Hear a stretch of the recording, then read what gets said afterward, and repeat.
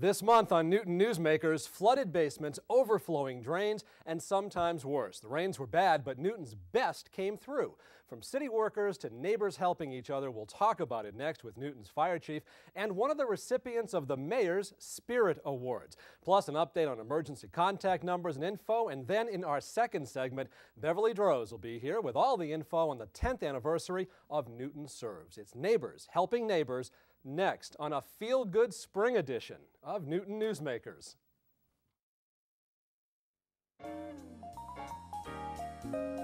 Newton Newsmakers is made possible through the generous support of First Commons Bank, Beacon Street in Newton Center, representing the future of banking with an inviting environment, the latest banking technologies, and a personal touch to make banking convenient, simple, and sensible. Also at firstcommonsbank.com.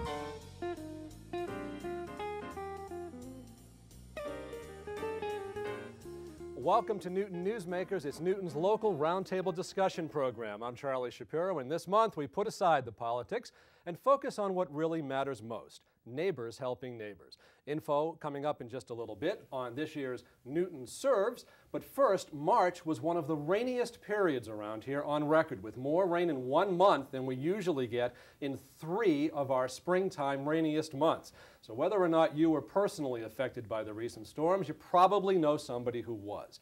It's been a mess for hundreds, if not thousands, of fellow residents across the city of Newton. But when things get tough around here, people band together and help all in all sorts of ways. With us are a couple of those people: Fire Chief LaCroix and Newton resident Janet Sterman, who volunteered her time to help others during the recent storms and was recognized by the Mayor's office with a Spirit Award. So first of all, thank you both for coming in. I very much appreciate both of you being here, and thank you for being part of the fabric of Newton. First to Chief LaCroix, your fire department did what it can only be considered an outstanding job. Over 650, almost 700 homes pumped out by your department. Is that true? We had, for the first storm, we had 663 homes that we had visited. The second bout was 61 homes that we had visited. So, and there were a number of homes that we did visit that had sewage problems, which we transferred all of those calls over to the DPW. Mm-hmm. So, and that was about 186, I believe, we transferred over, and I know they received quite a few also. So how do you prepare for something like this? Is your department on standby of some type? Is there some type of training? Is there some type of mandate from the city? How does this actually come together? Because that seems like an awful lot of work in a very short amount of time. Well, the biggest thing is that we carry the equipment. We drill with the equipment all the time. We normally will go out and pump flooded basements and whatnot because there is an inherent danger there. As the water rises, it's going to affect your boiler, your furnace. It's going to affect your hot water tank. And if it rises to some of the depths that we had, it's going to get into your fuse panels.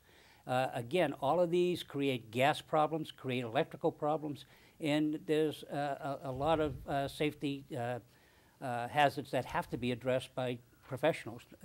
It's something that's too dangerous for a homeowner to go down and wade into that water. Mm-hmm.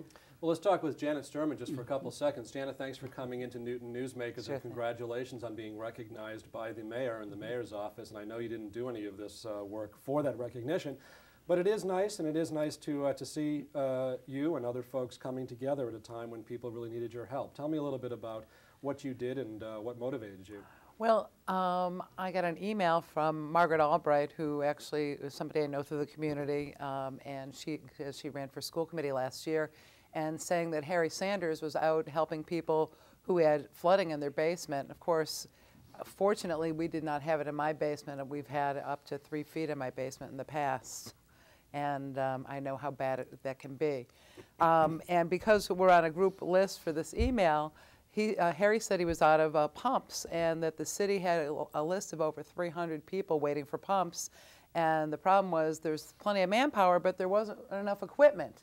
Mm-hmm. So he found some equipment. He found somebody who made a good deal for him on Craigslist. Stan Proskauer, who lives in West Newton, actually offered a pump, but unfortunately He was in Minnesota, and the pump was in Moodus, Connecticut.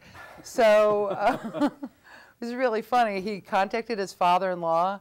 His wife gave me a key to his father-in-law's summer home and emailed me directions. I hopped in the car during the storm, took my dog with me, of course, and went down to Moodus, Connecticut to go pick up a pump. Mm-hmm. Well, and actually, show people this certificate Oh, you got. I was because like really really think it's impressed. terrific. Yeah, the mayor really. I don't know if you can get a shot of. I don't know if you get a shot of this on camera 3 here. There you go. Here, let me take a look, and I'll hold it up great, just a little great. bit closer here. But basically, no, you can stay on 3. That's all right. There you go. But anyway, it's from the mayor with the additional, with the official seal there. And it. Would you like to read this?